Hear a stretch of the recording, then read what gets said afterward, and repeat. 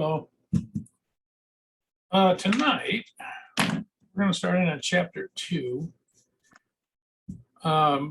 Many of you have the stuff turned in for chapter 1. There's one thing I want to talk about in that, and that is that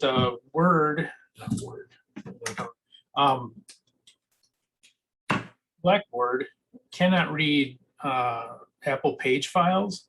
So if you have an Apple and page files, you can convert those into PDFs and then submit the PDFs it can read. It can't read page files, and it can't read zip files either. So just know that.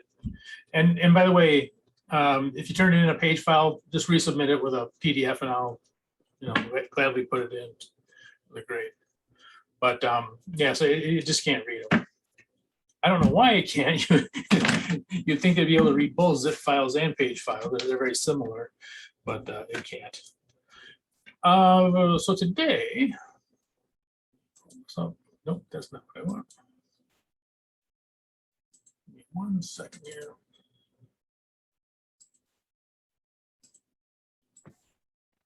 Did you have a worksheet for today? I didn't see that.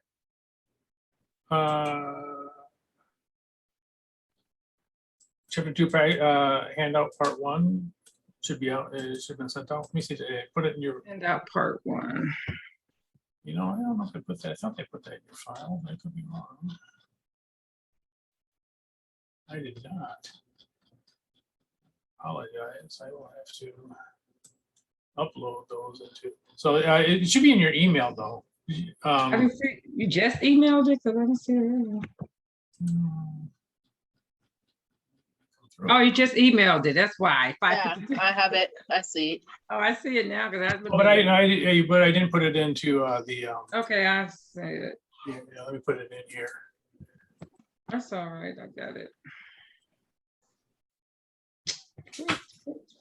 Print.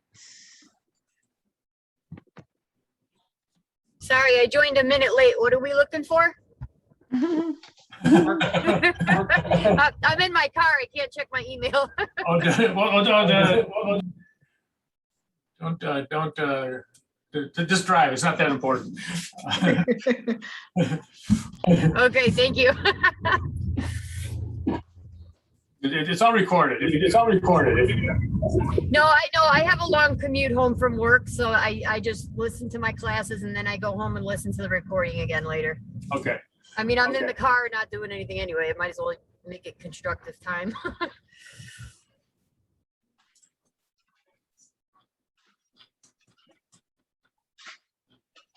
Yeah, there is another thing I want to talk about though, and that is if you are if you're having trouble with the with either your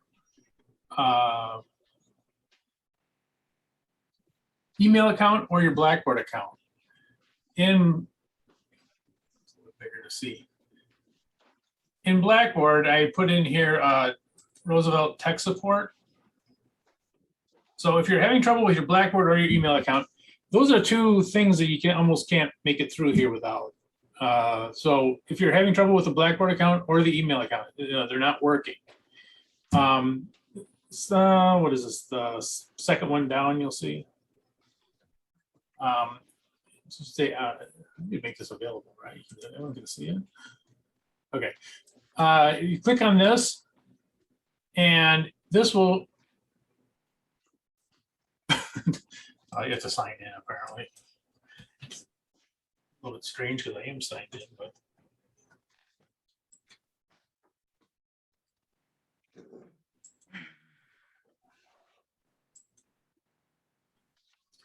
You can submit a ticket.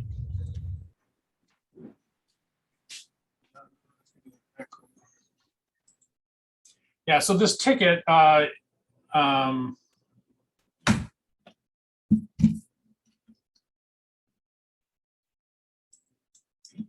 if you have a problem with Blackboard, obviously click on Blackboard and email. These are the two most common ones, and they do come up. These problems do come up. And just to let you know, your instructors, including myself, we have no control over either of those. We can't change anything in Blackboard. We have no access to your account in Blackboard. And we also can't control the email account. So those all have to go through the tech support. So that link there is it, and you just, you know, they're pretty good. They get back to you fairly quickly, and it's I had trouble with my email account. It's still not perfect, but it's usable, and I've had trouble with Blackboard too, that they were able to rectify pretty quickly. So just so you know, that link is there. It's the second one down, and pretty much everything goes through email and Blackboard. Another thing just to let you know, you should be checking your email regularly, and you can forward it. There is a way to forward the email. You can probably Google it and know it just as much as I can tell you. But there is a way to forward your email. Okay, I need to put handouts in here. Or did I already do it? I cannot believe I didn't do that. I thought I had this all done. I'm sorry.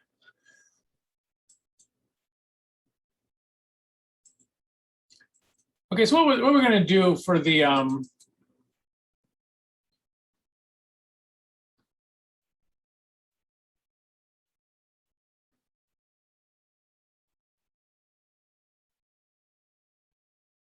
see anything.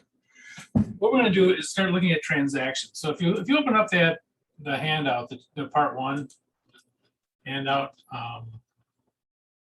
open that up, and you kind of see that we have transactions, and we're going to figure out what those transactions do when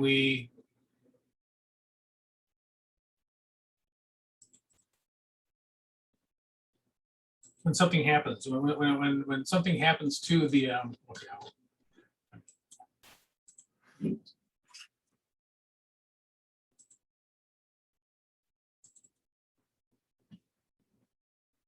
So the question is, how is this going to change the balance sheet? When you have a transaction, how is it going to change the balance sheet or change your financial statements? And so that's what we're going to go through first, is just how would it change? What would be added? What would be subtracted? That sort of thing. So starting out, let's jump right into these.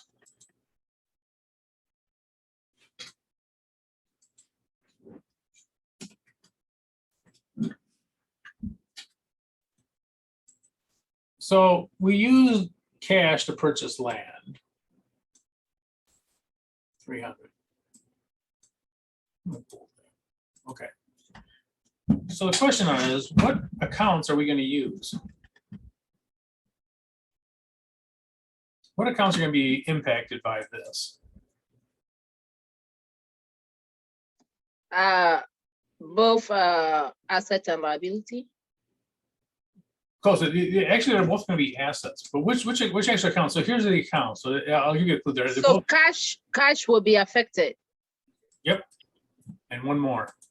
And buildings or Close. land. Yep. Oops. Okay, yeah. So cash, use cash to purchase land. So the cash is going to be impacted, and the land is going to be impacted. Okay, so we use the cash to buy the land. So is the cash going to go up or down? Down. Down. Okay, so our cash is going to go down. Okay, so what am I doing here? How about our land? Is it going to go up or down? Do we have more? Good. Yep.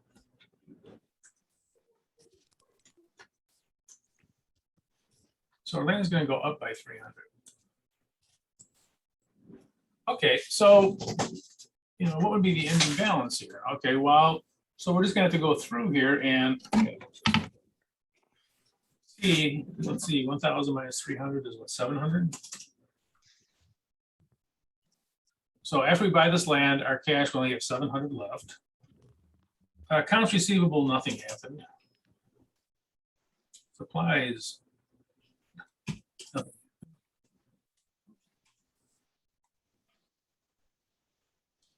It's the same.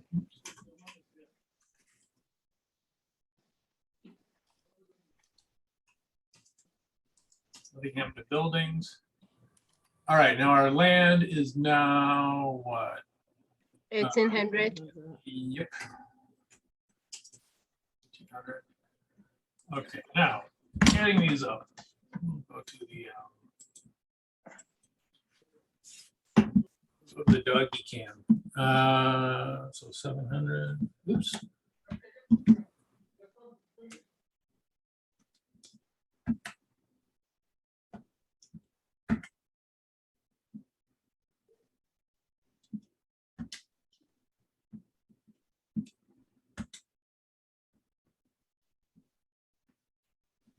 $1,200. Now it's exactly the same, and you'll notice that. Yeah, 11,200.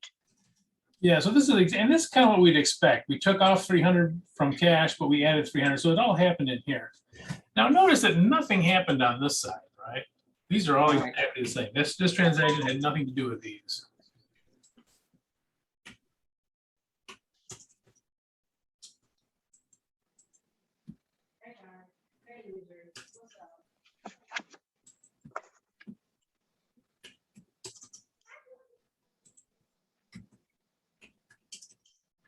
So only this happened, only over here is the only thing that really changed these financial statements, changed the balance sheet. Cash went down, land went up. And you'll notice if you add up these transactions, -300 and +300, right, that's zero, right? It's not, it's what you'd expect would have had happen if you had, right? So anyway, so this is a transaction. It changed our balance sheet, and we put down how it changed. So this is a before, and this is after, and that's it. So these transactions are anything that's going to change this, our financial statement.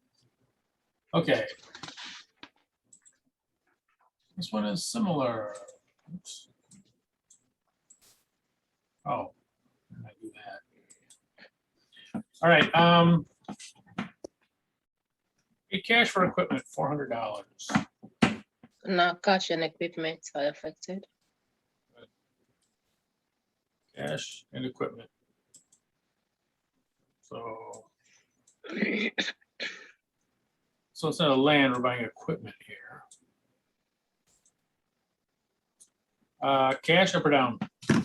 Up. Oh, no, down. Down, you bought equipment. Down. Yeah. Down 400. And then equipment will be 800. okay. Plus, right?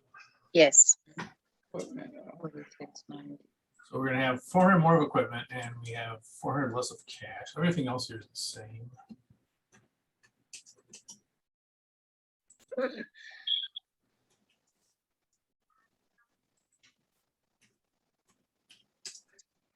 Oops, oops, oops. 4690, I think it's correct.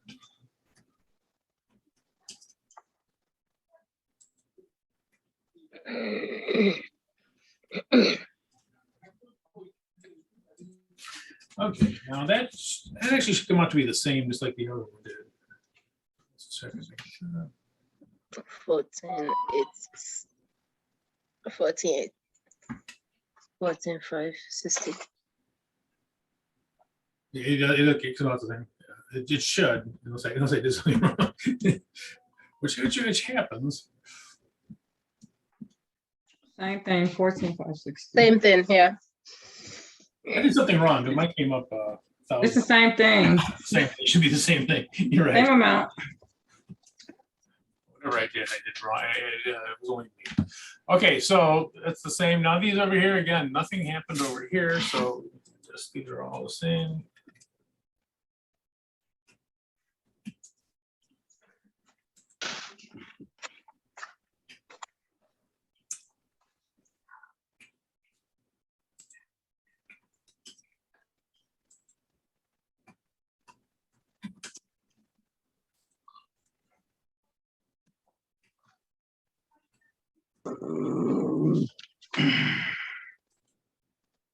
Okay, so there's that transaction. Just put in there, changed our balance sheet. the total impact was 0 because we added an asset, subtracted an asset. So the total assets haven't changed, but you know, I have 400 less of cash and 400.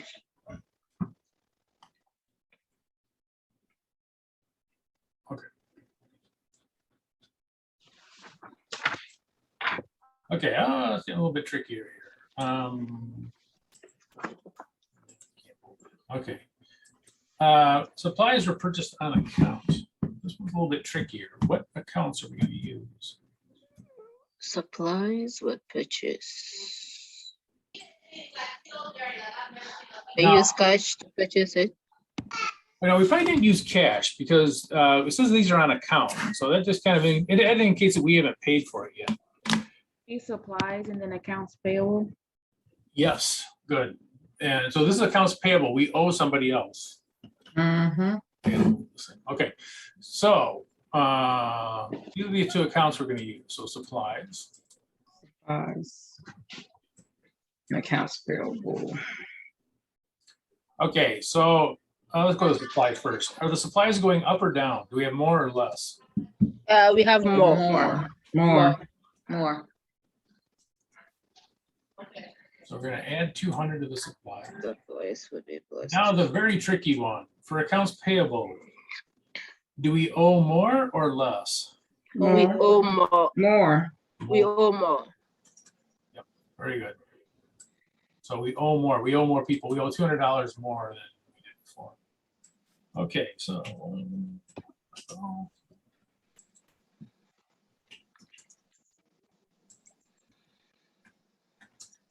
Yeah.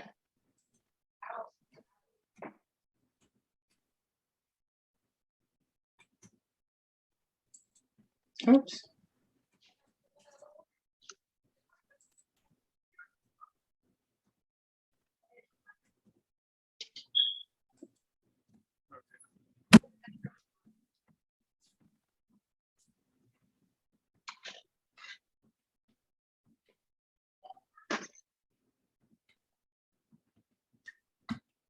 I have a quick question. I wasn't here for the last meeting. Are we turning this one in or is this just like an in-class thing? We turn everything in. Everything we do in class, we turn in. Okay, I just wanted to make sure. Yeah, everything we do, you get credit for. Okay, so this is 13,000. The number changed. Yeah, and because this is, if you look at it, we added 200 to the side. So really, if you add all these up from this column, right, is plus, right? I mean, this is. Oh, plus 200. Now coming over here. Hold on 1 second, put it in freezer. The same thing as this one. Follow Debbie, all right? She was up. Is that the right Oh, number? wait, I 12, don't think that amount is right. right, that's what I'm looking at. That 12. amount don't look right. What doesn't look right? The Oh, yes, first it does. balance sheet, the 13,080. I think I got something different. No, it's 13,000. It just looks like 13,080. I No, think. he has 13,080. Oh, it's 1380. Oh, yeah, that is right. It's Okay. 13,080. It didn't look That's right right. to me either at first. That's You're right. right. It's right. It's right. So this is Incorrect. 450, 805. Plus 200. 12,000. Let's see what this is. It's gonna be different.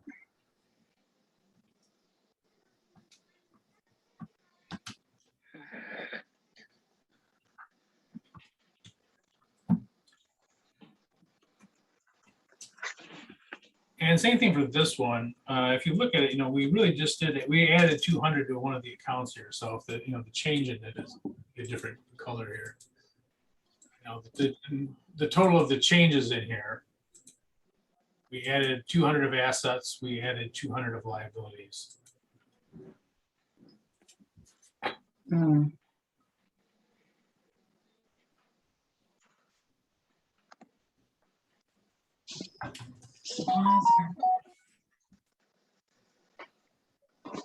What's on that thing? Now you'll notice something here. In the first three. And that is that you always have to have at least 2 accounts. Mhm. Because if you only have one account, it's not going to balance. If you add something to one side, it's not going to balance. So you always have to have at least 2 accounts. You could have more than that, but at least 2 accounts to make, to actually have this transaction recorded and do it correctly, because the balance sheet won't balance unless you do that. This is called double entry accounting, which it should say at least double entry. It could be 3 entry, but so double entry accounting means that you have to have at least 2 things. 2 accounts have to be in each transaction. At least 2, could have more, but at least 2. Or else it's not going to balance. So this is why this is called the double entry system. Okay, so in QuickBooks, what would be the 2 accounts that have to balance? Can you, hold on. And well, it had to balance for your financial statements. QuickBooks probably, well, I know that they have different modules that have, for instance, they have a revenue one, collections and all that kind of stuff. But for every one of those in the background, there's gonna be 2 things going on. So if you make a sale for cash, it's gonna say revenues and cash. It'll put both of those in. It'll automatically do it. Now, when you're doing it in QuickBooks, there's a shortcut way of putting it right into the journals. And the journals will automatically put the 2 entries in. But yeah, for any of those modules, whether it's sales, collections, payments in QuickBooks, it will actually put in at least 2 entries into it. Okay.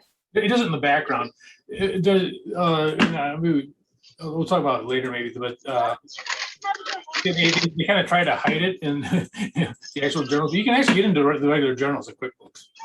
Yeah, I saw that the other day. I don't actually use that one. I usually use the chart of accounts and stuff. But okay, anyway, I was just wondering. I was curious to see. I like seeing what I'm doing while I'm learning it. Helps me absorb it better. Absolutely. Yeah, and when you set up accounts, they'll also say, okay, what's the other account that goes with this? Whenever you set up a set of accounts, where does this go? And you set up for it in revenues and all that. They'll say what account goes with it. Okay, so here we purchased a building and land. On page 4 is different. Is it? We purchased building Oh, you type something and different. we purchased land. What's on your page 4? Yeah, I don't have purchase a building and all that stuff. I don't have It anything. says on the upper page at the bottom. Yes, you just- it may have been my spacing on it. I think my spacing might have been goofed up on it. Yeah. See if it's above it. If it's on page 3 at the bottom. No, it's not there. Huh? I don't know that. Yeah, it is. Sorry. Okay. What's the building? Okay, so we have building, land, and mortgage. So what accounts are we going to use? Building, land, and mortgage payable. Building, land, and mortgage payable. Exactly. So we're going to use these 3 things. Mm-hmm. Again, usually there's 2 accounts. In this case, there's 3. So we're using a mortgage to buy land in a building. Okay, so they tell us that the building is, I probably should have highlighted those. Take those off. So the building is 2,000. Okay, so the building, is it going up or down? Up Up plus 2,000 $8,400. and land will be plus 1,000. And mortgage will be plus 3,000. Correct.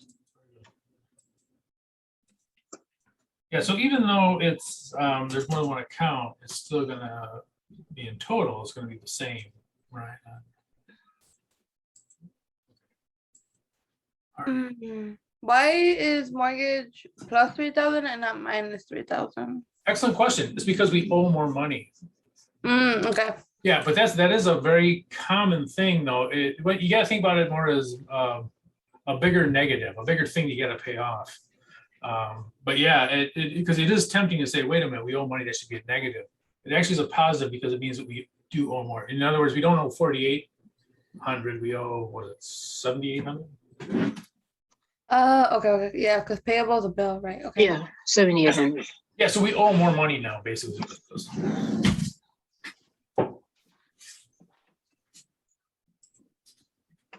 Okay, 1,600, 30, 960, 5,000, 8,000, 8,000.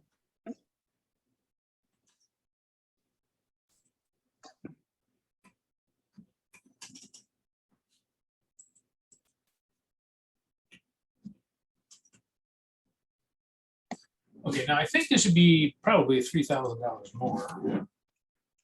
Check to make sure, but. Right, because these. So it should have gone like 20,000. 20,920. Yeah, and that's what, I mean, that's what you'd expect it to come out to, right? We added 3,000 to that side, so.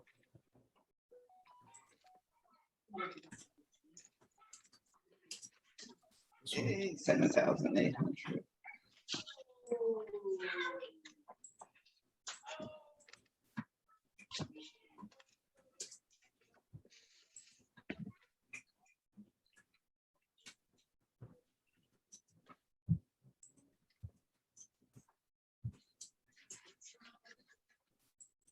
And that should come out to, let's say, 20,000.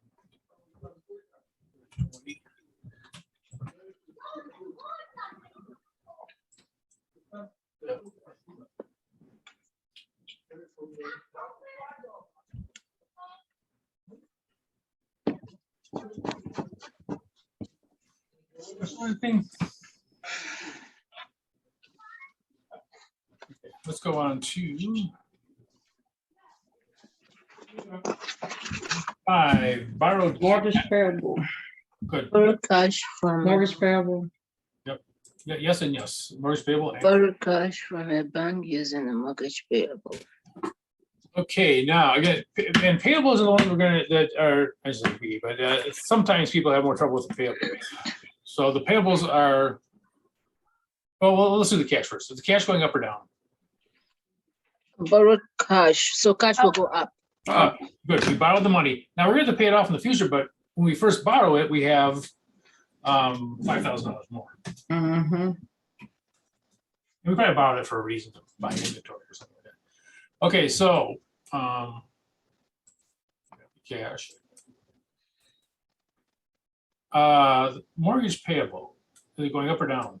We took from Oh. mortgage payable, so it will go down. It'll go up. It'll actually go up, right? We Up, it's gonna go up. Where's it going down? yeah, we We You got more borrowed from- mortgage. You borrow. We took from mortgage payable. No, We took from bank. We took from the bank we didn't. pay- using no. mortgage payable. Yeah, I so- really don't so understand that one will be- either. Okay, okay. I have a question. So since you borrowed it from a It's not a bank, liability. wouldn't the bank also go under like as a creditor? So wouldn't accounts payable be affected as well or no? No, because well, you added. it's a payable. It's a payable just like the other one's a payable. It's not paid check. But can you call my phone? They got the time wrong. My phone's over there. Sorry about that. So no, and this is one of the ones that so it the accounts payable and mortgage payable, quite honestly, they're kind of the same thing in that they both you both owe money. You know, Right. a payable is a payable in that you owe somebody else money. So Mm-hmm. owe money to, I don't know who we owe this to, but this is usually what you write, owe to a bank. And then this is going up more because now we owe the bank more. We used to owe the bank 6,300. We borrowed some more money. Now we owe them 11,300. Right. So, and Oh, so the cash we borrowed, we use it in mortgage. exactly, yeah. Okay, okay, Oh, now, if we were paying off the mortgage, you're right, it would be just the opposite. It'd be minus Mhm. cash, Okay. minus on the mortgage payable, because now we would be paying it off. But in this case, we're borrowing more money. So Okay. it's gonna go up. All right, so this would be what, 70, 7,100.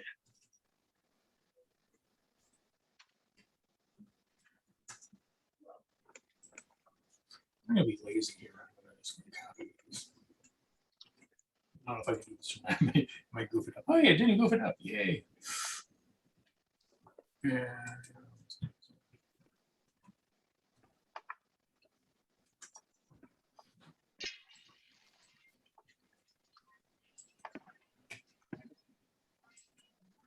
Okay, and this should be $5,000. So this would be like 28,520, I think. 25,000. 685. 28,520. I don't have that. Oh wait, never mind. No, I think it is right. I think it should be 28,000. It's 5,000 more than the 23,000, I think. I'll add it up and see.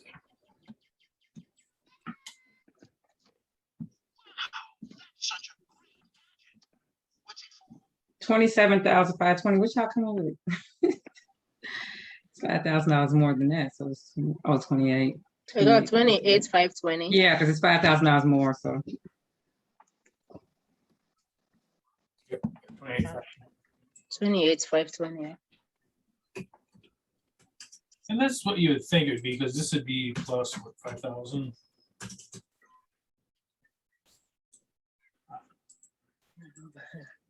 Just adding them all up. And over here, this should be plus 5,000. You know, the total of the adjustments here.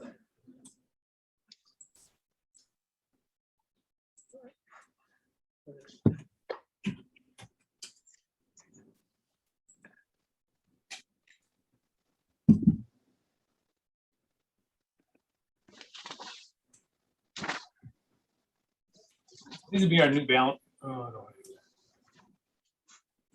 So these would be our new balances over here. So new balance after we. There we go. Well, those would be the new balances in our account after we do this transaction. Oops. I goofed up my space in here. Okay. Oh, this one's wacky also. This one doesn't happen too often. Issue common stock for cash. So which two accounts? By the way, I should maybe we'll put this in here. This is important. When we say issue, that means it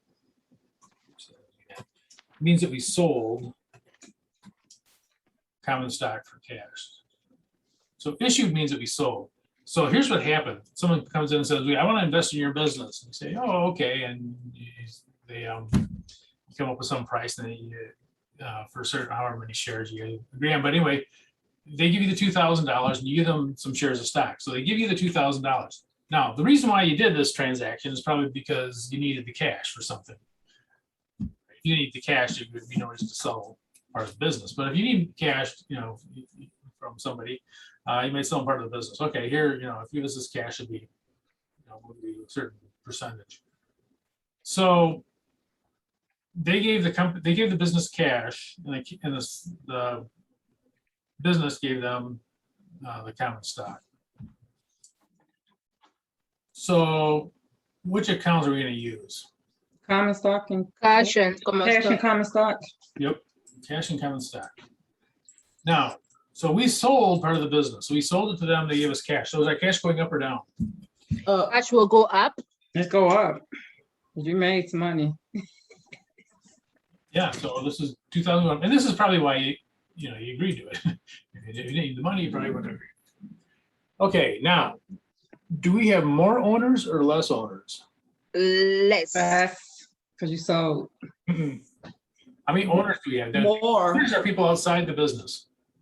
You have more, right? More. Oh, you sold You to sold the others, stock. so we added more. Yeah. Yeah, so someone on the outside now has stock, or it could be somebody who already owns more stock, but somebody outside now, there's more stock out there, there's more ownership out there. So Added stock. so common stock is going to go up. More people own stock. Okay. Oh, I'm gonna be lazy here.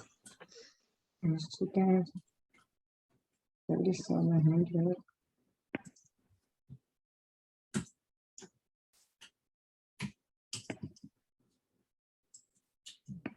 21,040.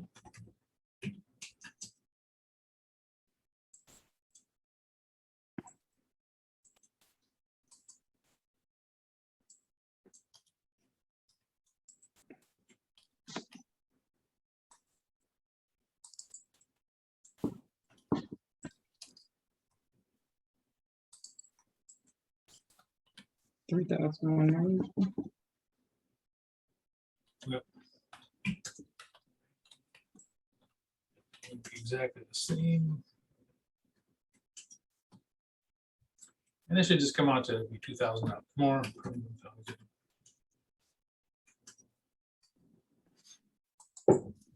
I have a general question for these. Is there ever going to be a situation where instead of like adding some sort of balance or sum of money, we'd have to be subtracting it?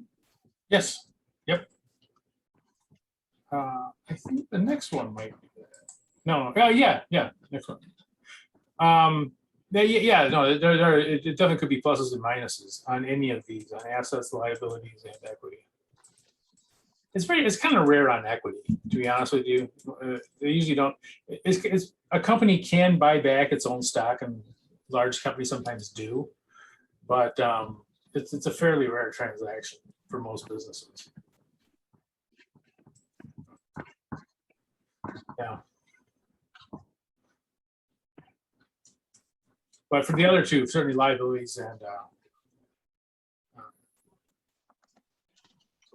assets, certainly be pluses and minuses. Okay. Received cash from a customer. Previously billed 500. Okay, so we know the cash. Okay, the cash is, we got cash from over this, received it. Would it be accounts receivable? Accounts. Yeah, good. So previously billed kind of tells us that we already signed on a bill, so that's going to be our accounts receivable. And remember, this is when somebody owes us money. Mm-hmm. So someone owes us, so we do work or whatever, and they owe us this money. They haven't paid us yet, but they owe us the money. So now they're actually paying. So we sent out the bill, they got the bill, they paid us the money. Okay, so is our cash going up or down? Cash will go up. Up. So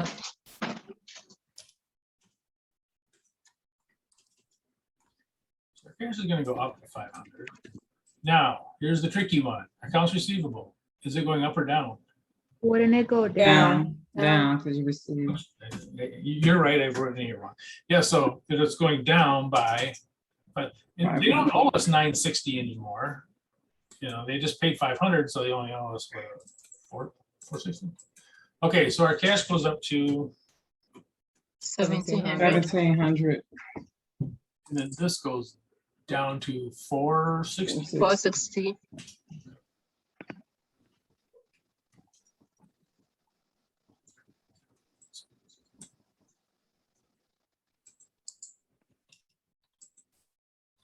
Now, the net impact of this is 0. Right? Added 500 to assets, and we subtracted 500 from assets. So this should be 1340. 440, yeah. And nothing happened here.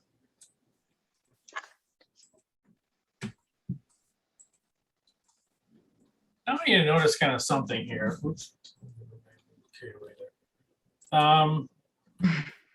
You'll notice we're actually doing kind of a lot of work. If we just want to record this transaction, and let's say we just want to record the transaction, we're not going to worry about what the balance is. If we just want to record this transaction, we could actually do this a lot quicker, right? I mean, we could just write this like this. Cash plus 500.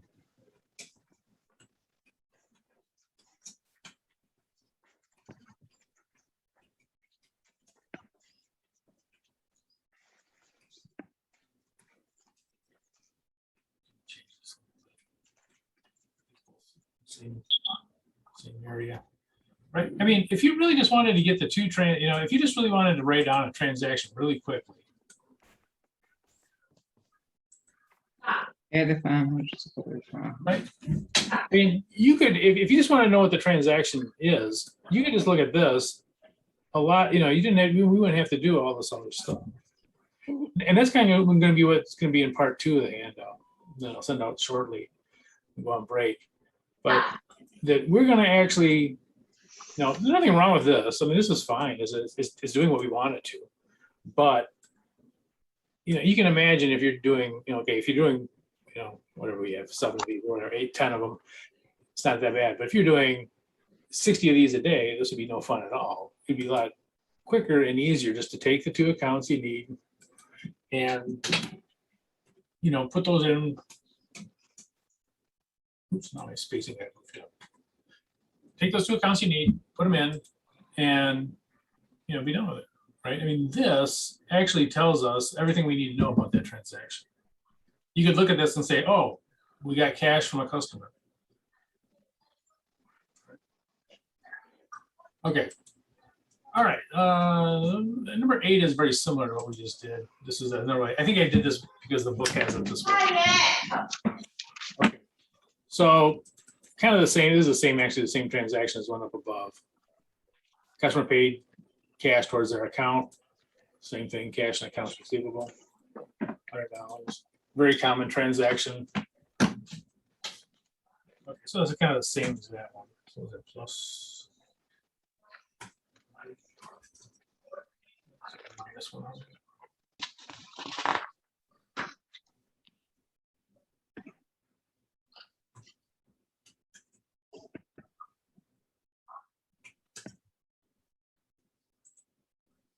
And all the rest of these are going to be the same.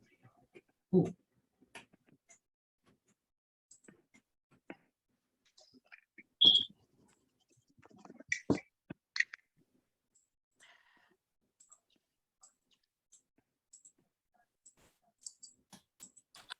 And this would just be 0. These would all be the same.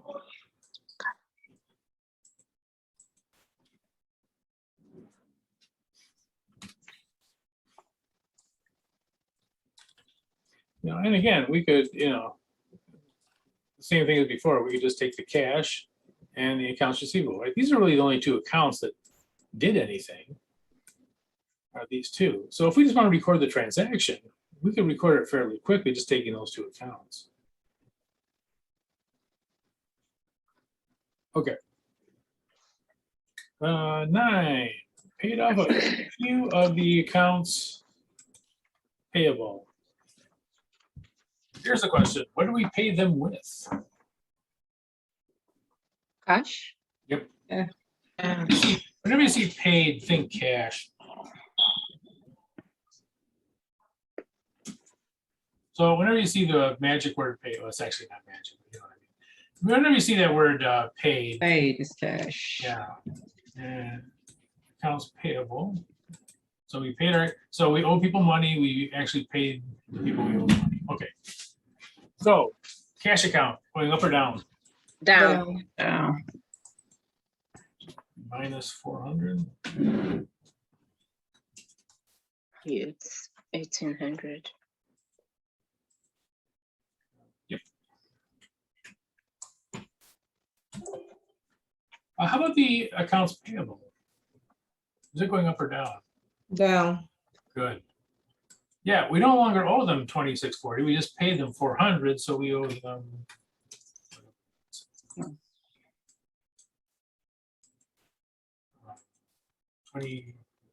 2,240.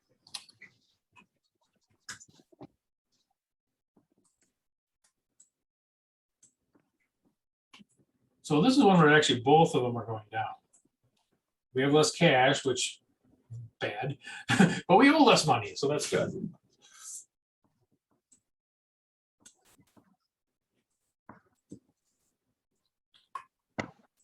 Okay, so this should be 400 down. Minus 400.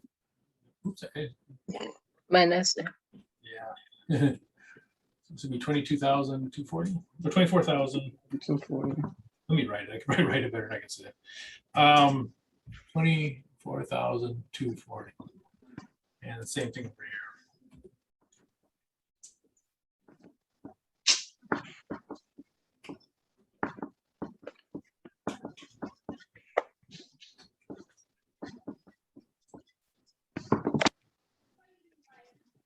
And now again, you know, you can write this down, you know, a lot quicker than.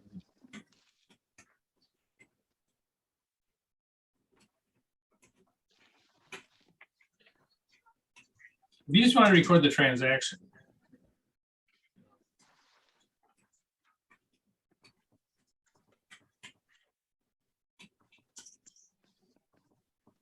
You know, that will tell you what the transaction is. You forget about all this other stuff, and this can tell you what the transaction is. If you see this, you say, okay, our cash went down, our accounts payable, and now we must have paid off accounts payable.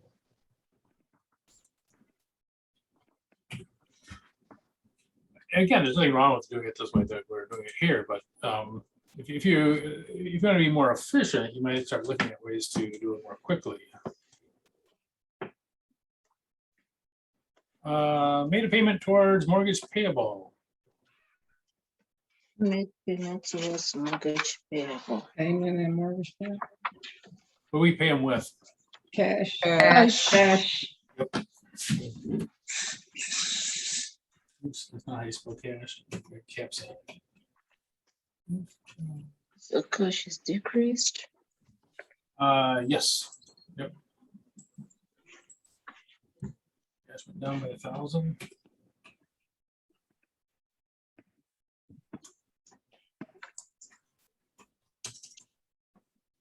Yeah, $400.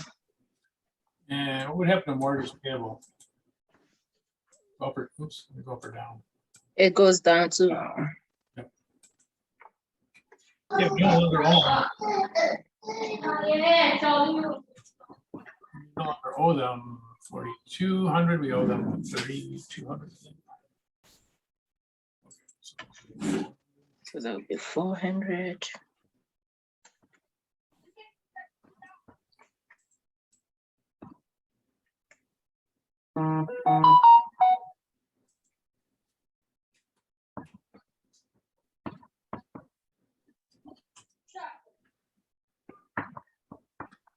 And 60, 3,200.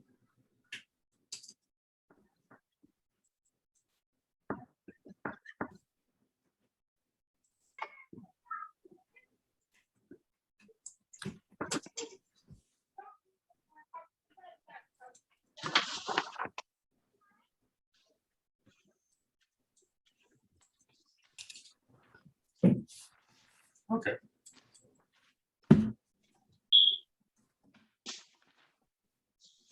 So that is our, Balance.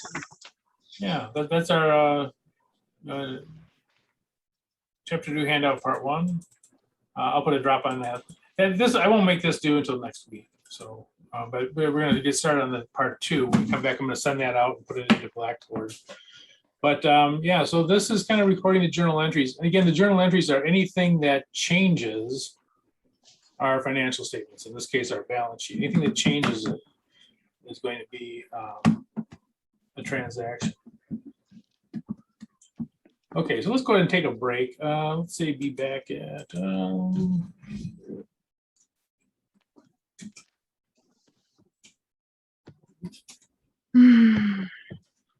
oh, let's say how about we'll say 7:01. How about that? Okay. So we'll be back at 7:01, and while you're on break, I'm going to go ahead and send out the part 2. So this, we're done with this one. So this one's in the can, and I'll give you a place to turn that in. Then we'll come back and we'll get started on the chapter 2 handout. Okay. Yeah, chapter 2, part 2. I'm sorry. Okay.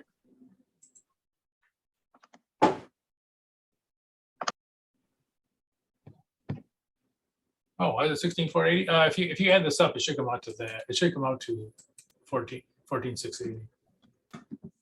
Let me see. Did you send us the part two? Not yet. I will. Oh, okay. Got a question. Why is it? Oh, wait.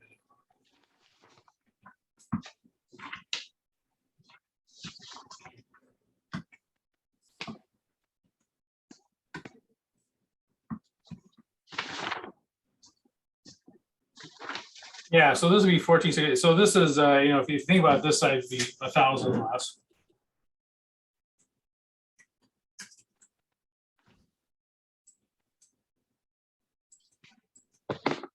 This side will be 1,000 less.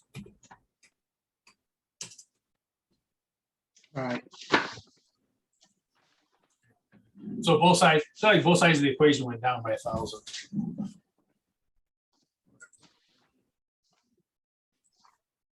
Okay, let me.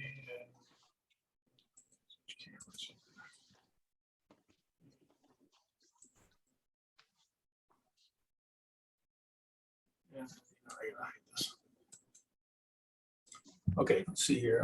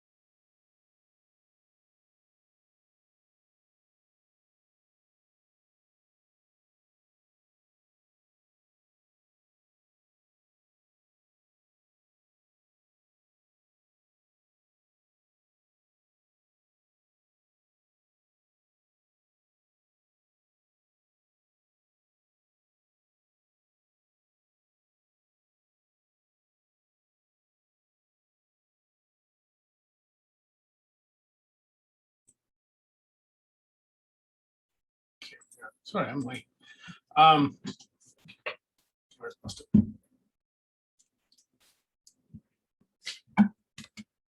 Okay, so chapter 2, part 2. Recording transactions.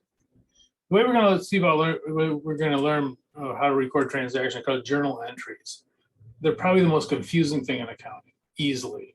It's a wacky kind of way of doing it, but I kind of want to just go into a little bit how it came about. You'll notice the title journal entries. It's just like writing in a journal, like writing in your diary. Same thing. And if you go back, hundreds of years, you look at it, and that's exactly what it looks like. It looks like someone wrote in their diary.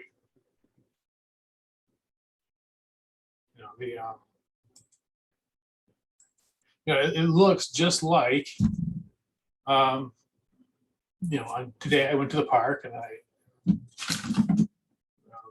fed the dog, whatever, but it's just like a journal. It's just like writing out exactly what happened. And that's what they used to do. And they'd be very involved. They'd write out, the date, obviously, who it was, where they lived.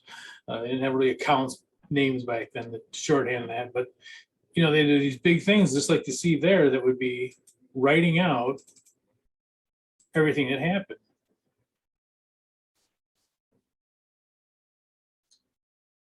Then they started thinking about it, they go, look, oh, wait a minute. When something happens to one side, something happens to the other. If you borrow money, cash goes up, but you owe people more money. So they started thinking about, okay, there's two different sides to this. So that's when they started having what they call debits and credits, the double entry system. Now they still were kind of a little bit cumbersome, but it was, it's in a step in the right direction. And we'll find out why this happened and how it kind of helps us today. But this is, the way that the journal entries looked back then. You notice that there's one side and two sides. There'll be, a debit and a credit. And that's what we're going to look at down here. Now, these are going to look completely bizarre. They should. This is the first time you're seeing them for most people. And it's kind of quirky, but it actually works very well. And that's why we still do it today. So here's kind of how here's what a journal entry looked like. And this is we just had this. I think this is the same as the first one, I think, in our other handout. But we bought land increased, and cash decreased. So that's kind of what we just did, right? I mean, that was, the transaction was basically that. Land increased, cash decreased. Now, this is when it gets really tricky. The question is, how do you put it into a journal entry that looks like this down here?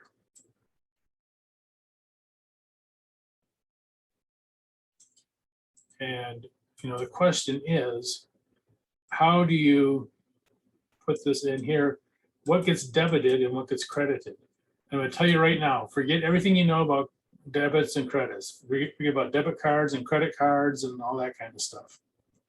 It's not going to have anything to do with this. This could just be left and right as far as we're concerned, left and right. There's nothing more to do with it than that. So this is the journal entry for it.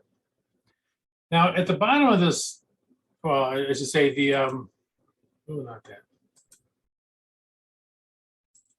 I sent out a second handout. Looks like this. And the second handout is also it's also at the end of the current handout. So if you look at just the chapter 2 on here, if we go all the way to the bottom, it's there also. But I just want to talk about this one for just a second, because we're going to use it. So this tells, first of all, what kind of accounts we're looking at. I sent out something similar to this earlier. It didn't have the credits and debits on it. And you'll notice something coming down here, and that is that Here under assets, they say they increase with debits. So an asset will go up with a debit and it goes down with a credit. Again, for everything you know about debit cards and credit cards and crediting your account and all that kind of stuff, has nothing to do with this. This could just be left and right as far as we're concerned.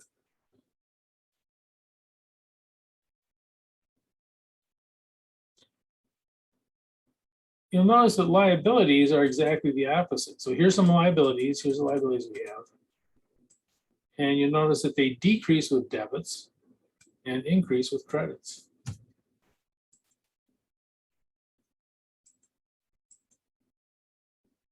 So let's go back to our equation we have up here. I'm just gonna space in here.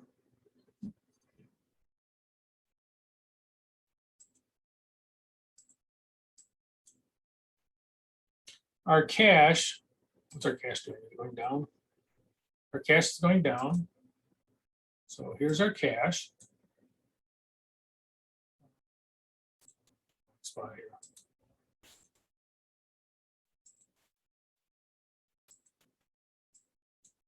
So our cash is going down, so it's going to be a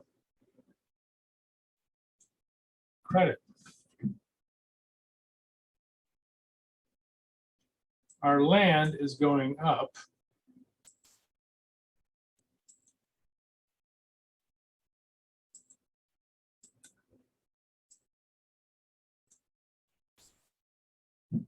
So it'll be a debit.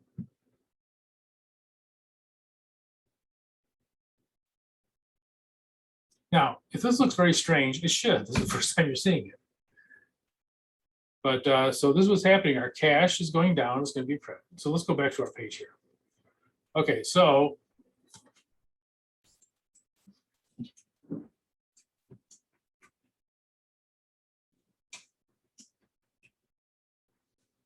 land and cash, these are both assets.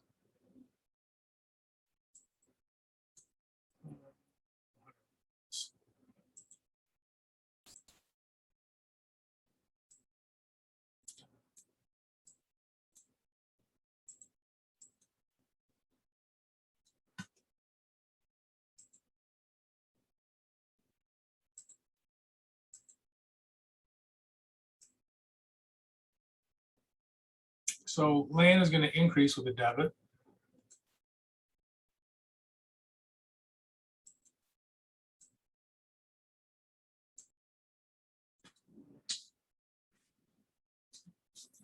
Cash is going to decrease with a credit.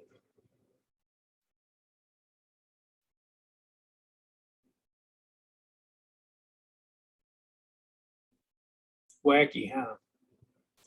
So this is our journal entry. This is what a journal entry looks like. So land, it's an asset going up. You don't need to put this in. I just put that in for information. And this is an asset going down. Most people are okay with this. People say, okay, increase or decrease. That's kind of halfway there. So once you get the accounts and the increase or the decrease, then you got to go figure out do they get debited or credited. So it's kind of a two-step process. Now, once you get used to using them, it's actually very quick and very efficient. But this is basically 400-year-old shorthand.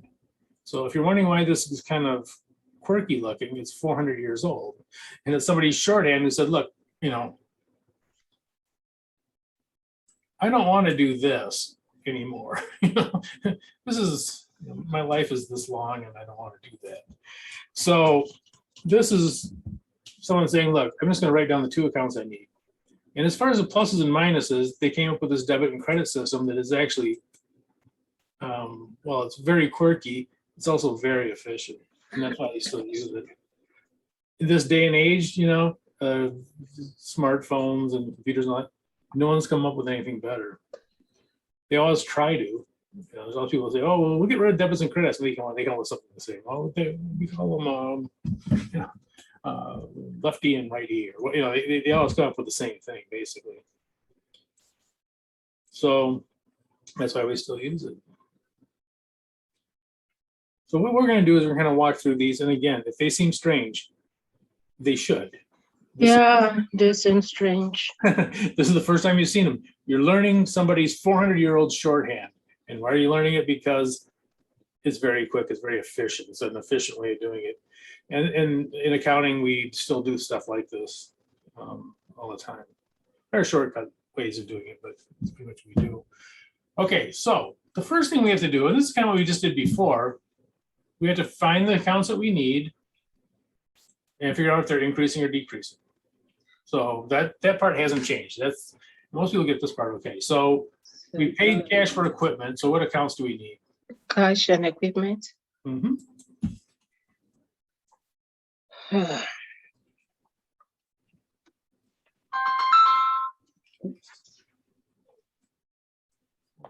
Cash.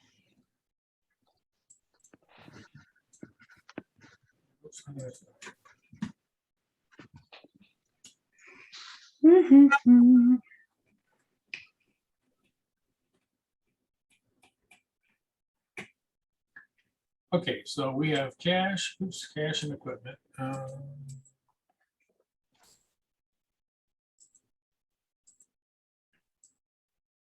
So those are two accounts we need.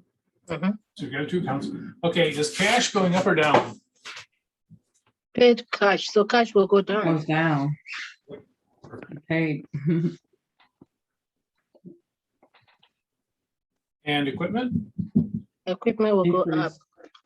Okay, so now for the tricky part, Which account, which debit account which gets name? debit and which is credit. And another thing I'll tell you that I didn't tell you before is the debits will equal the credits. And that's why we do it. One of the reasons why we do this. Method is that Okay. So cash will credit. well, so Cash cash. with debit. No, you're right. The cash is cash going up or down. It's going down, so it will credit. Yep. So cash is going to be an asset, and it's going to be the credit. Yeah, I'll do it on this one. Let me do it on this one over here. Okay, so cash is going down. Just that quick, I forgot what it was. Equipment. So cash is going down, so it'll be a credit. Yes. Credit. We didn't have land here. We had equipment, so. Assets. And equipment is also an asset. What is that? Ooh, I did something wrong here. Let me.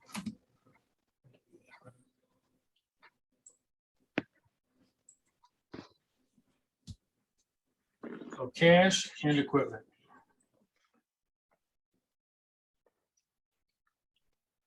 So our cash is going to be the credit. And again, forget about crediting your account and all that kind of stuff. So cash will be the credit and equipment will be the debit. Okay, so let's go back to here. Yeah, so we put equipment first. Oops.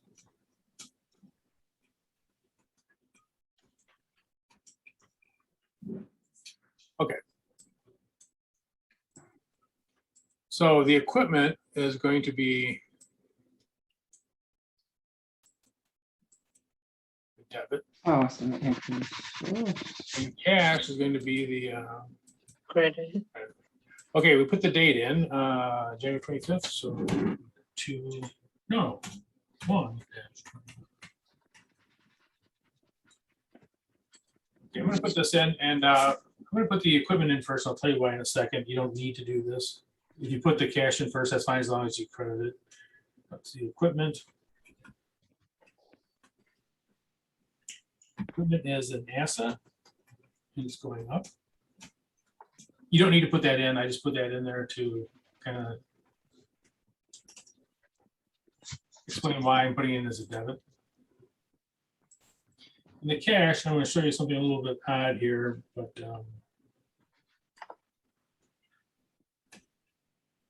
oops.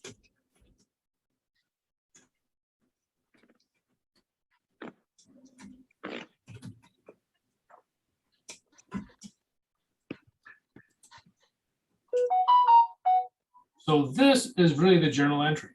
It's the equipment and cash. Cash.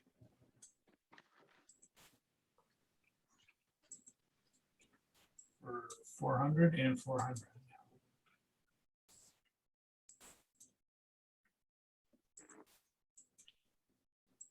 Now, here's a quirky thing about these journal entries. Actually, these are quirky things that are not from the past. There's quirky things that we have today in the textbooks. They will usually show the credits indented.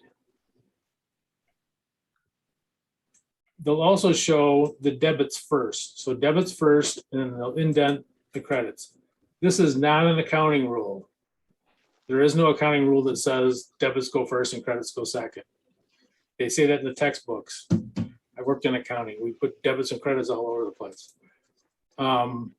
So this is one of those things, and as far as indenting, it really doesn't matter as long as you get it, So if you put the cash first and put it as a credit, that's fine. As long as cash is a credit, I don't care where you put it, But just know that also there'll be some accounting teachers that might kind of stick to that. But I mean, if you go back to, if you go back to this, they don't indent anything. They don't say which comes first, the debit or the credit. It's just write it down. So again, the standard is that the debits come first. And when I show the problems, I'll always show debits first, just because you might catch that later on in someone else's class. But for my class, for this class, it doesn't really matter. If you get the cash as a credit and the equipment as a debit, that's fine. Yeah, so this would be the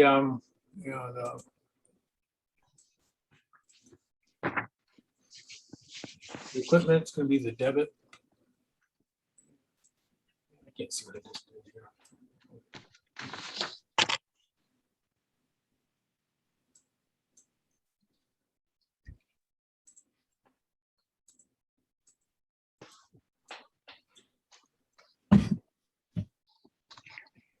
By the way, we're going to take a little bit of time on this. We're definitely going to still be doing this next week.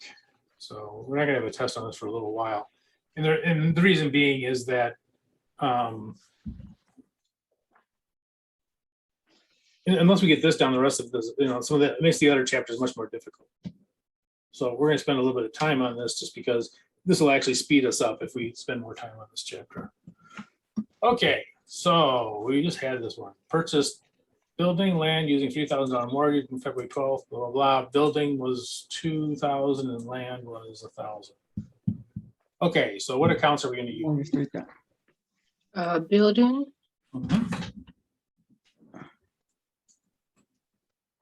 Land and mortgage.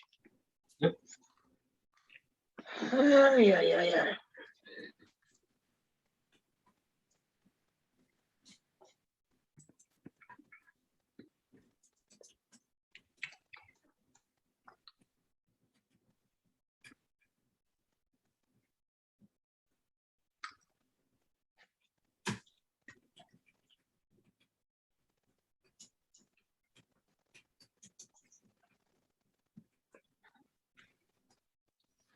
Okay, so building, land, and mortgage payable. So these are the accounts we're going to use.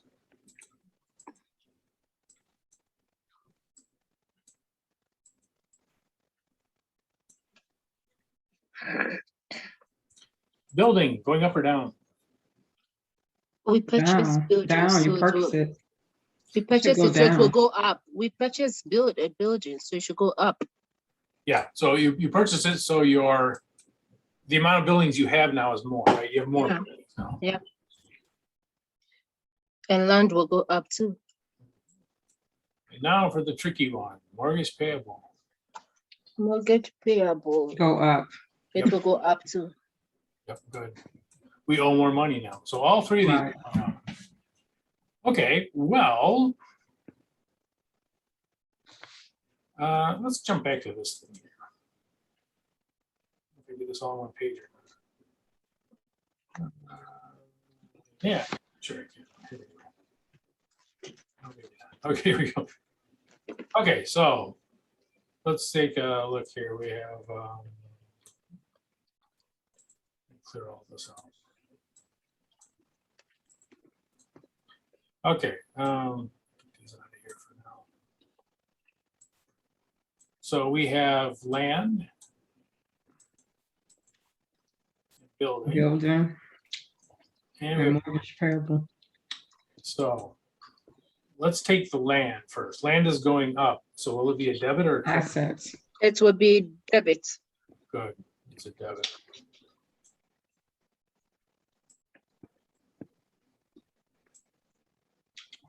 And same thing for the building. Yeah. That was pointing somewhere else. Okay, so land and building will both be Debit. which are increasing. Now we go down to mortgage payable. Mortgage payable is also increasing. Will it be a debit or Mhm. credit? Credit. Credit. Credit. Good. So, you know, does some people say, well, do debits increase things or decrease things? And the answer is they do both. And do credits increasing or decrease? They do both. If it's an asset, a debit will increase it. Right. If it's a liability, a Yeah. debit will decrease it. So it depends on what the account is, and that's the real tricky part about journal entries. You know, it isn't that debits are always pluses and credits are, you know, they could be either. It depends on the account. Now, in the account, now in the classification itself, for instance, all assets go up with debits, all assets go down with credits, no matter what they are. So cash, increase with the debit, decrease with the credit. Supplies, increase the debit. You know, in this category, they all do the same thing. But between the categories, they can change. So that's what we're at here. So land and building are both going up with debits. Mortgage payable going up with a credit. And that's kind of, and you know, it's very tricky. That's kind of the beauty of the system. I'll show you why.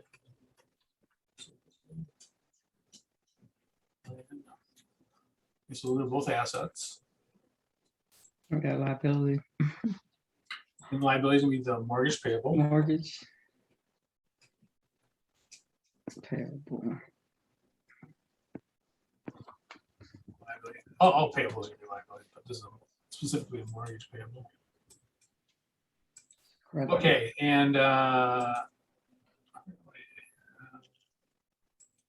say this is February 12.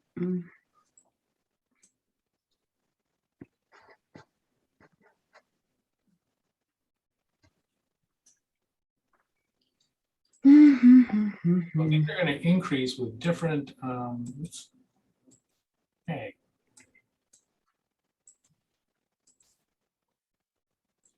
So building and land, they will increase with debits.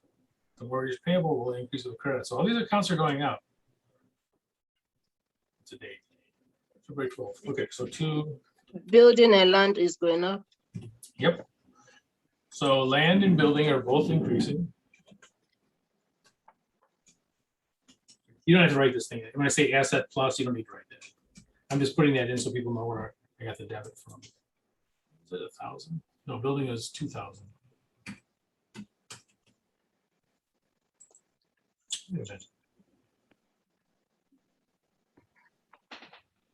I'm gonna move this down. Marky's writing crazy things now. Okay, building. It's an asset going up, and that was 2,000, and the land is 1,000. Okay, so these are going up.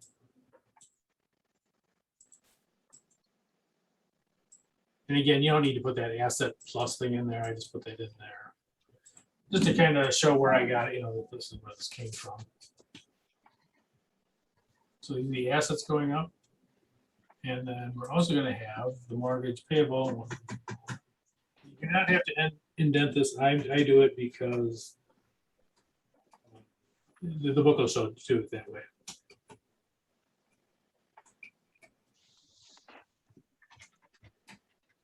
So this is a liability going up.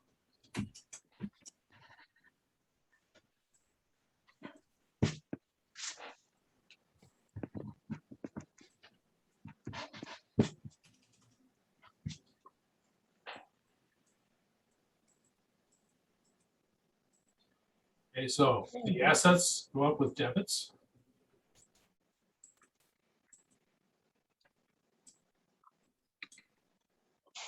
Liability go over credits. Okay.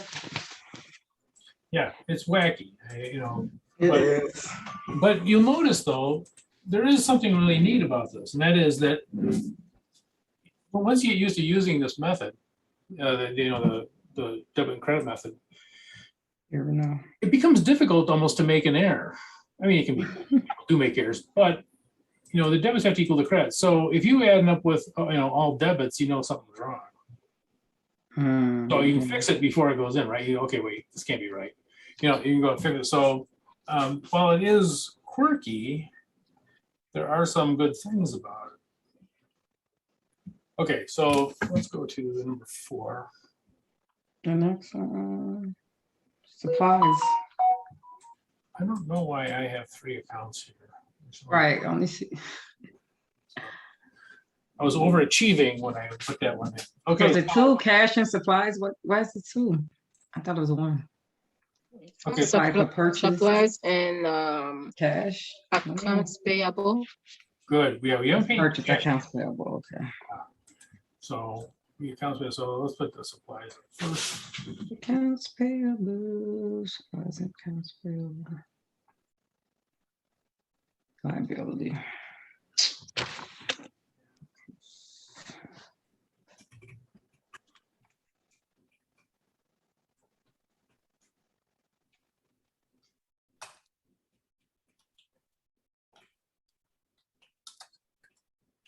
Okay, so we have supplies and accounts payable.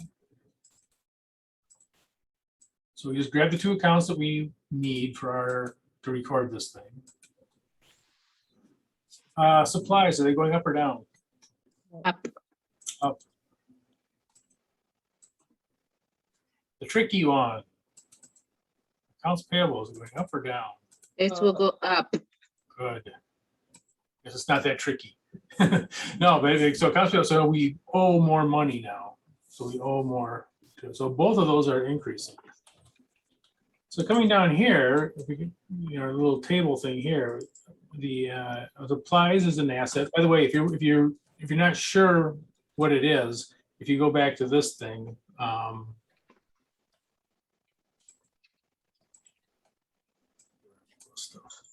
Why is this expense? well, not yet. We Not first, yet. yeah, we first purchased it. Yeah, there's a supplies expense up here. We first purchased the items. These are going to be an asset. So if we buy, I don't know, it's postage stamp. Okay. When we use them, we expense them, but we're not going to get to that till chapter 3. And chapter 3 is a different. Because I needed Wow. the spinach and I thought. Okay, so Because we're gonna go to Walmart. It's an asset for now to use it. Okay. we have supplies and accounts payable. So these are the 2 accounts we have. The supplies, is it increasing or decreasing? Increasing. Increase. Increase, so I'll put the little arrow to here. Let me get rid of one of these little arrows because I don't think we need both of them anymore. They're confusing. Okay, so down here, I'm gonna make a little space here so that I can.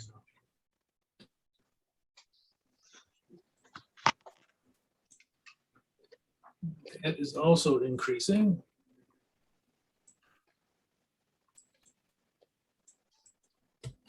So supplies are going up with a debit. Accounts payable is going up with a credit. Credits. So it depends on what the account is, whether they get debited or credited. You know, it depends whether, in this case, assets or liabilities. It'll make a difference. So that's a really confusing thing about this. Now, I'll show you the thing that, you know, why you say, well, okay, it is confusing. Why do we do it this way? Well, I'll show you why in a second here. Okay, so let's put in, I'll put supplies in first.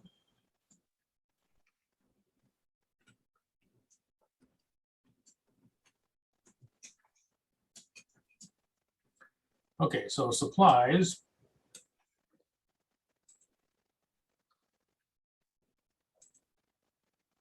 Asset going up by 200.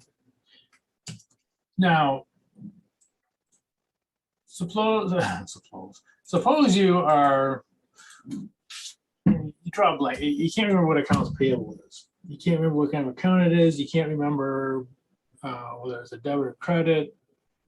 There is a beauty to this. If you know one of the sides, if you know that supplies is a debit, you automatically know what the other account's going to be. Even if you didn't know what accounts payable was, if you know that supplies are, so if you did really, if you just get one of them right, you get both of them right. And that's kind of the beauty of the system, is that it's sort of fail-safe in that if you at least can get one of them. But what if you have more than two? Well, that's it's a little bit trickier if you have more than two. But even then you could kind of reason through them. I mean, right, if you have to know at least two of them, I would guess, yeah. But if you know at least two of them, the third one would be obvious what you need to do. So you're absolutely right. If you had three of them, it'd be a little more tricky. But if you only have two accounts, if you know that one's a debit, well, the other one has to be, regardless of what it is. Now, there's a reason why it's credit, but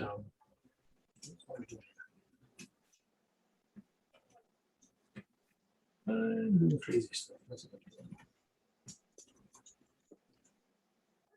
I'm sorry. I'm trying to write accounts payable. It shouldn't be this hard.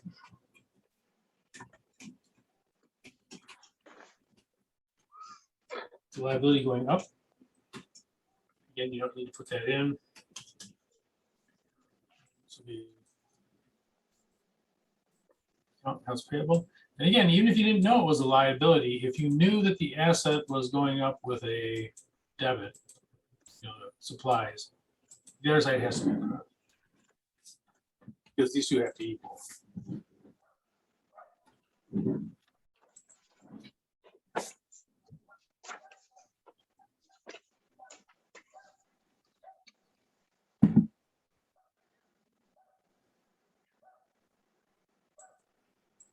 Okay, let's go to number. Are we doing more? Huh?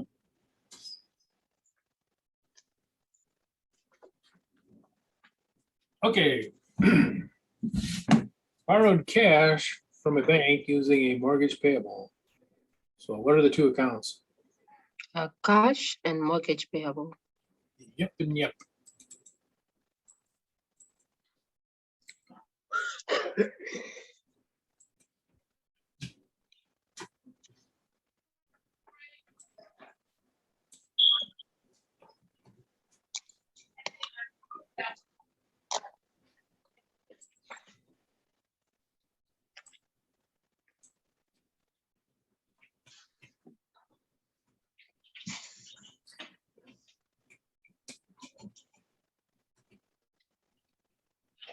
Okay, so cash and mortgage payable are the two accounts we need. Cash going up or down? It go up because we borrowed from the bank. Yeah. Tricky one, mortgage payable? It will go up too. Correct. Good. Mm. And I'm just going to fill it in down here, I think. We can go back to this. And again, if you come across an account, you're not sure what it is. Again, absolutely understandable. This is the first time you've seen accounting stuff. So you can always go back to this page. This is in the debits and credits handout. And you can always go back here, and most of the accounts are here. Most of the are here. So, okay. So cash is going to be the asset.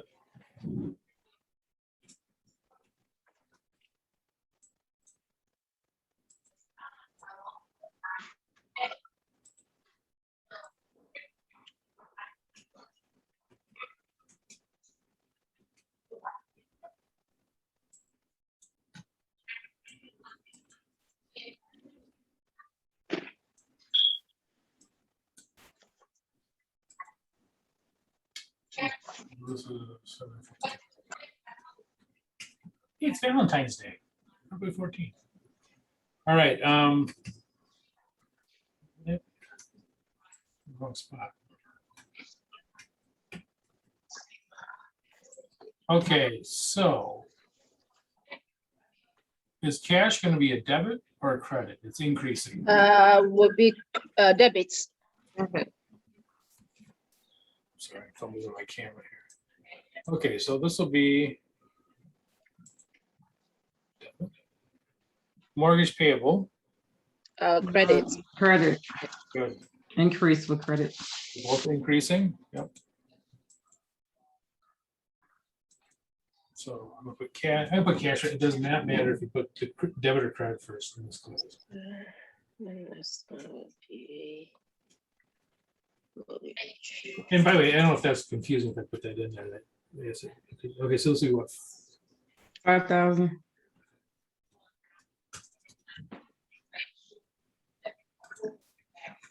Mortgage payable. That's credit. Increase in credits.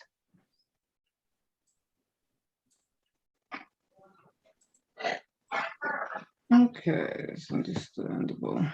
So this is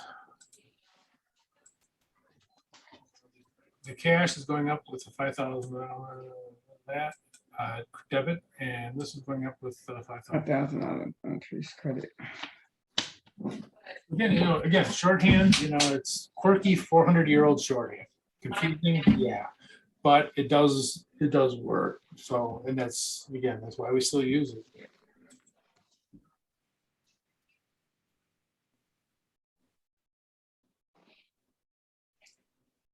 Okay, issued common stock for $2,000. So remember, issued is sold.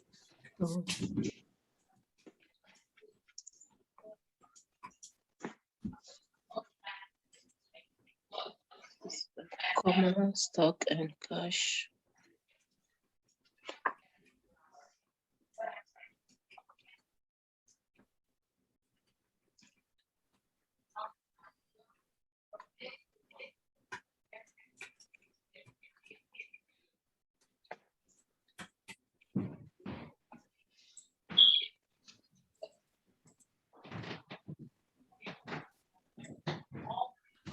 Okay,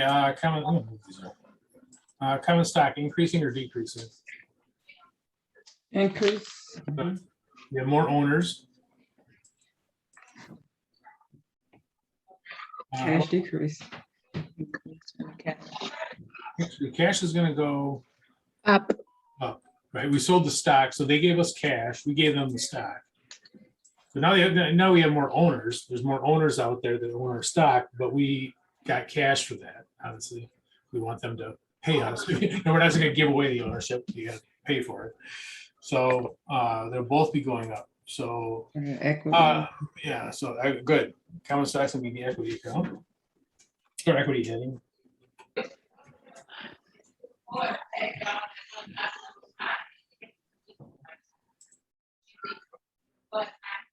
And cash is Assets.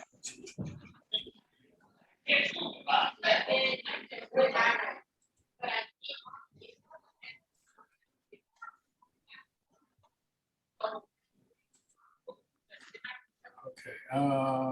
So let's see. Cash is going to be a debit or credit, A debit. Debit. and common stock. Credit. Credit. Increase with credit. Yep. Oh no. Yeah. You gotta have one or the other, right? Yeah. Yeah. Well, you actually have to have one of each. At least. Right now. 4, 3, 21. One. That is what it is. Oops. 4, 3, 20. Okay. Okay, so this is 2000. Cash is the first one. Again, it does not have to be. Which will be debits for 2,000.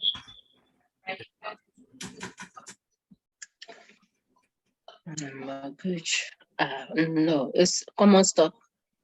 Cash. Oh, yeah. What am I? Cash. Not mortgage. Pay attention here. Common stock. I'm on a different problem. All right, so this is a 2,000. Yeah, so we just grab the two accounts we need, and notice we don't put pluses or minuses on these. They're just, the debit or credit will tell whether it's a plus or minus for them. So, you don't put pluses or minus in the journal entries themselves. They just, Okay. so this will just be, there is our debit, and here's our credit. Again, you don't put plus, you don't need to put plus or minuses in them, just leave what they are. Yeah, so this is, they really just, the date, in this case, two accounts that we need, that's it, we write it down, and we don't do anything else. And somebody looking at this, if they know how to read journal entries, they'll say, oh, we sold common stock for $2,000. So it's a shorthand, it's quirky, but it works, so.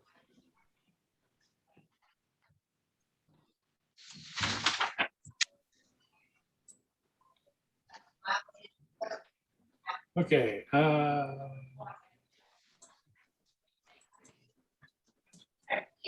We'll do a couple more of these. We'll do page 7, then we'll call it night. So what's so 7? We received cash from a customer previously billed, $500. Cash Accounts receivable, and cash accounts and accounts receivable. receivable. Accounts receivable. Yep and yep. Cash. Cash is increase. Increase. So cash is going up. They gave us the money.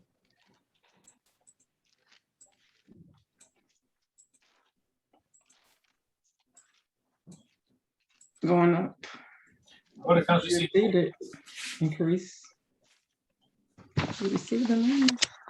For accounts receivable. So this is what they say. Notice that this, It would decrease. right? They You no received longer the owe money. us. Yeah, that means that account has been decreased paid, because so we it has received it decreased in. by, Okay. yes, That's an by accident. Took it 500. in. Yeah. So the accounts receivable. So this they no longer owe us this money. Now, don't get me wrong. We're still happy. We'd rather have the cash Oh, we received it. than the IOU. So we're still happy with that. But We received it, so it decreased. yeah, so we're gonna have cash and We got assets.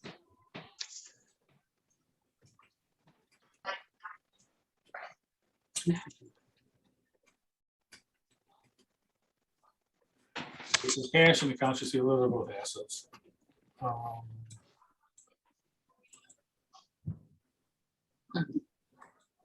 And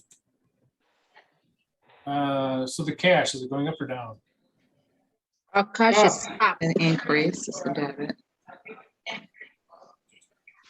Oh, I should put a date on there, shouldn't I? 5/12. Okay, so cash is gonna go up. 500. And accounts. Accounts receivable going down, credit. Is a credit. Yep. Oops, let's not do that. Using. Let's do that. Okay, here we go. So this would be accounts receivable. Yeah, accounts receivable.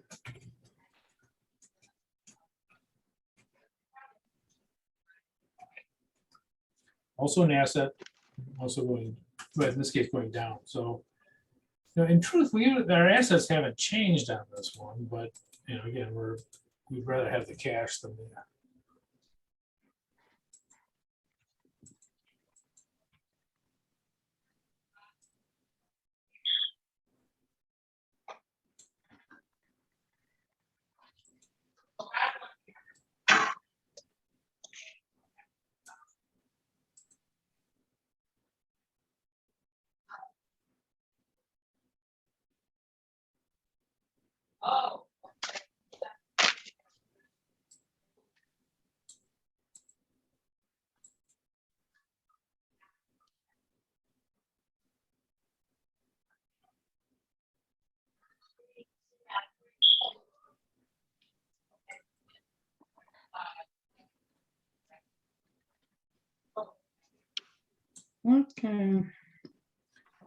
Okay, customer paid cash towards their account, $100. Oh, same thing. So, Cash and accounts payable. Cash and Accounts payable.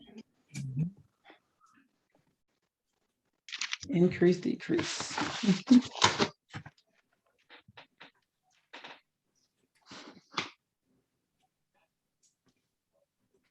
So we got cash and liability now. Wait a minute. Wait a minute. Cash will increase, accounts receivable will decrease. Yep.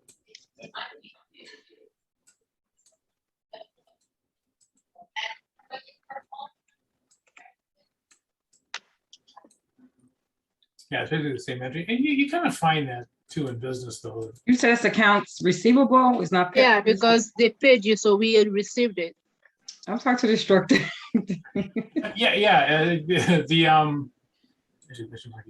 Yeah. The cash of their account. So this is a customer. So they Right. owe us money and they just paid us. Actually, these two Oh, are. customer paid. Okay, I see it.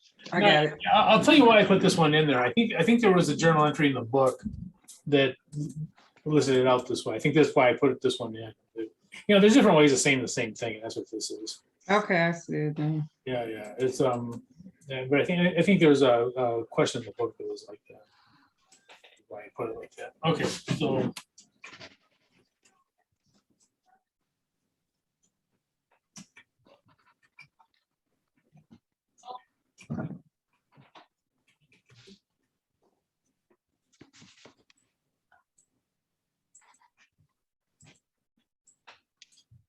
Okay, so this is, let's see, the debit for the increase, which would be the cash. Mhm. 100, 100. Decrease for the accounts receivable. They don't owe us $100.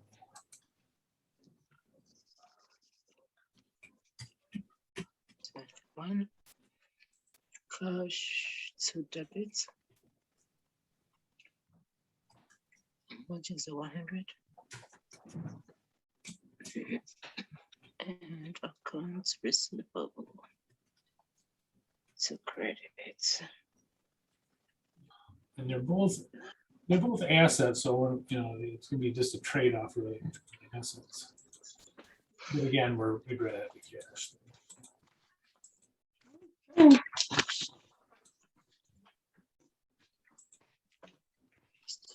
One more practice.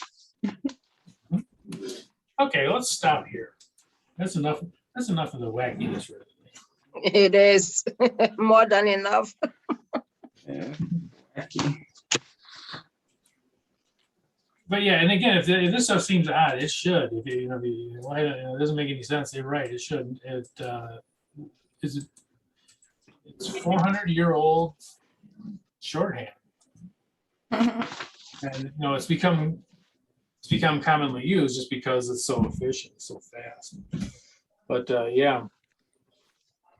So you know, and quite honestly, if you're making the journal entries, if you're just making the journal entries, you know, this is all you'd see.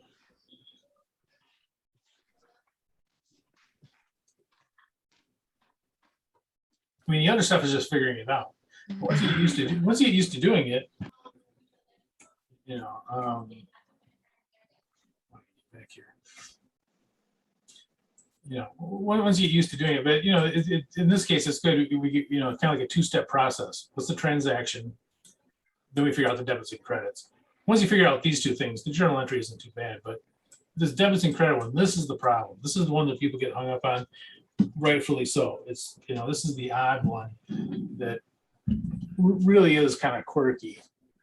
But yeah, but it does do what we want it to. And again, it does make it almost difficult, not difficult, but it makes it much easier to put the correct entries in and not goof something up. So the book's balanced, basically.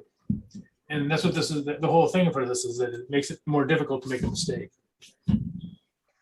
Now, do people make mistakes? Yeah, they make mistakes. But it makes it much less likely to make a mistake. So those are journal entries, and we're going to do a lot more of them. We're going to, you know, we're going to number 8. I think there's 28 in this handout. And it's one of those things that the more you do, the better you get at it. So we're gonna spend a little bit of time on this thing. Any question on that? Okay. Okay, well, that should be enough for tonight. So that's enough. That's enough torture for one night.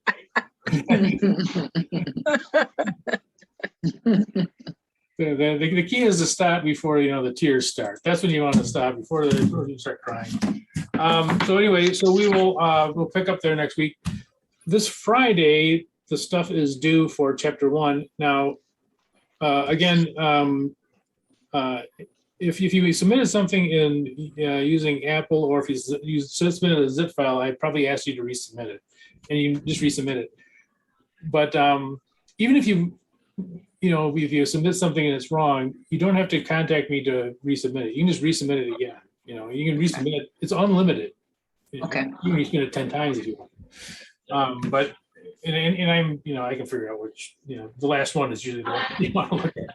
So but yeah, so feel free to resubmit. So those are due on Friday. Now, if for whatever reason you can't get it in by Friday, that doesn't mean all is lost. You can still turn it in. You can still get full credit.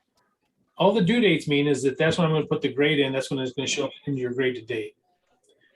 So until you get it in, so if it's showing the grade to date, including the chapter 1 exam, if I don't have the chapter 1 exam from you, I can't put a grade in. But when you do put the grade in, then I'll enter it into your grades. So don't feel like all is lost if you missed the deadline. There's no, gee, I missed the deadline. You said chapter 1 exam. We didn't have one, right? I think it's chapter 1. You gave us the answers, right? Well, that's a practice for the practice exam. Then I also sent out an exam. Oh, I thought I turned everything in, but I didn't see it. Chapter. Okay, I have to look again. Let me share my screen here, and I'll see. Yeah. Yeah. So this. Let's see. So if you go to submit handouts and exams here, now. The chapter. Oh yeah, you did chapter 1 exam. It's so much papers. Well, so the chapter 1 exam. He said chapter 1 exam form C or something. Yeah. Yeah. So we different people. It depends on your, different people got different forms. That's yeah, I sent it in already. But yeah, I see. Yeah, but they're emailed. So anyway, if you're wondering what's due, if you go to the submit handouts. Yeah, I seen it. Graded. That'll show you what needs to be. Yeah, I did them one by one. Yeah. Let me make sure I got it. There's actually 2 classes going on here. So let me see if I got this in there correctly. Yeah, see if you get. Yeah. So you submit the chapter 1 handout, the chapter 1 practice exam part 2. By the way, I still have the answers to the practice exam part 2, but you have only put in the one that you did. Yeah. The part 2 it was yeah. Mm-hmm. But do that one yourself and turn in the one you do yourself. I know that I gave you the answers to it. But no, this is a different one. It should be part 2. The other one had debit 1250. This was 1400. Okay, now remember, chapter 1 was no debits and credits. It's just financial statements. So there's right. I have right. Yeah, there's no debits and credits on either of those. On any of those. Chapter 1. Oh, there's so much paper. So these are the ones that do. And by the way, if you're ever wondering, you can go in there and take a look and see. It'll tell the due date. Friday, September 17th, which is tomorrow. Again, that doesn't mean you can't turn it in after tomorrow. It just means that's. So chapter 1, I'm trying to get this clear. That was just a handout. That was the practice, right? So chapter 1, there's a handout. There's a practice exam. Both of those you turn in. The practice exam part 2 is the financial statements that you're going to do on your own. Now you do have the answers. You can check your answers, but you're going to do that one on your own. And turn that in. So the handout, which you've already done on your own, the chapter 2 practice exam, which you'll do on your own, and then from the practice exam and the solutions, you can do the chapter 1 exam. So those 3 things turn in. And only do the exam that you were sent in your email. So if you were sent whatever, you said form C, if you're sent form F or whatever it is, just turn in the one that you were sent. They are different. I mean, Well, I'm gonna email you, see if I gave you everything. 'Cause So yeah, it's a good, well, but another thing though, make sure you turn it in Blackboard. And if you're having. I did it already. Okay. Did you get it? Yeah. But I mean, I'm just telling the class in general. But submit it in Blackboard, and here's why. If you submit it in Blackboard, I can put the grading in, and there's also a place to put notes on, so that you can see exactly if there's anything missing, anything wrong, and I'll add in the extra credit points too on it. So submit it in Blackboard, the handouts, the exam, and all that kind of stuff. And again, if you're having problems with Blackboard or with your email account, let me switch to the student view. So the second one down here, don't do that. The second one down here is tech support. So click on tech support, and you can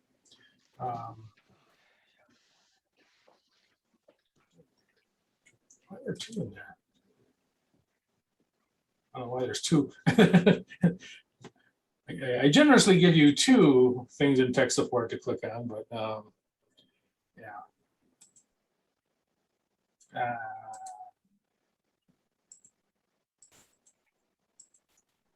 Okay. So anyway, so the second one down is going to be tech support, and that'll be, you can fill out the thing here now. I'm going to delete this one just because it doesn't make any sense to have it there. Okay, so you just click on tech support, and it will get you where you can submit a ticket. And the tech people are actually very good. They reply fairly quickly, and tell them what the problem is. I can't submit something in Blackboard, whatever it is. Let them know. And again, instructors cannot access your Blackboard account. It's through the university, and it's private to you, so we can't actually. So instructors can't do anything about it. And same thing with your email. So it's an account only to you from the university, so we can't do anything with that. But if there's problems with them, if you go ahead and fill out those whatever, submit the tickets, then they'll take a look at it and see what they can do.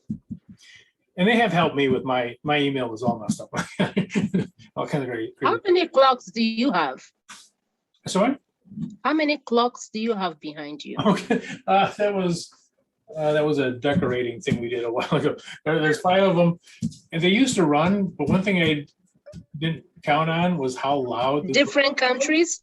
Do you have different countries? I used to, but they're not running right now because they're so loud. Sounds like a train in the background. So yeah, they're not running right now. But I used to have them set up for different countries, around the world. But I don't do that anymore. Just the noise. So, any questions? Okay, well, I will see you guys next week. If you have any questions, you go ahead and email me, and I'll see if we can figure out what to do. But nothing due from chapter 2. So ignore chapter 2 for right now. Just focus on chapter 1 and get the chapter 1 stuff in. And we will pick up chapter 2 again next week. Okay. Thank you. All right. Thank you. Good night. Good night. Good night. Yeah. Good night. Night. Good night. Bye, thank you. Bye. Thanks.